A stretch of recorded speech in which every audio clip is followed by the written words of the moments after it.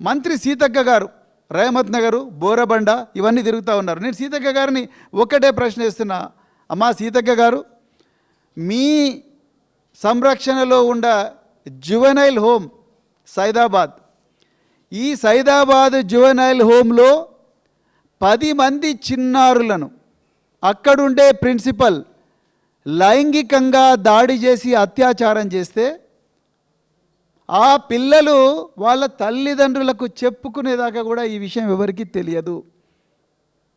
ఎవరి సంరక్షణలో ఉండాలి? వాళ్ళు మీ సంరక్షణలో ఉండాలి. మహిళా శిశు సంక్షేమ శాఖ మీ కంట్రోల్లో ఉంది. సైదాబాద్లో ఉండే జువెనైల్ హోమ్లో ఉండే పిల్లలు వాళ్ళ దగ్గరికి ఒక్కరోజన్నా పోయినరా సీతక్క గారు? మీరు ఇలా చేతులు జోడించి బోరబండ, రహమత్ నగరు, ఎర్రగడ్డ, షేక్పేట, యూసుఫ్గూడ, సోమాజిగూడలో బస్తీల దగ్గరకు వచ్చి ఓట్లు అడుగుతున్నారు. ఒక్కసారైనా జువెనైల్ హోమ్ దగ్గరికి పోయినరా మీరు? పోలేదు.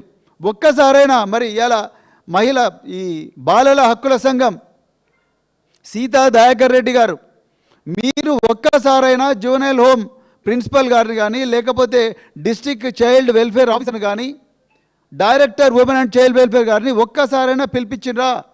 లేదు. అంటే మీకు పాలన ఇంట్రెస్ట్ లేదు.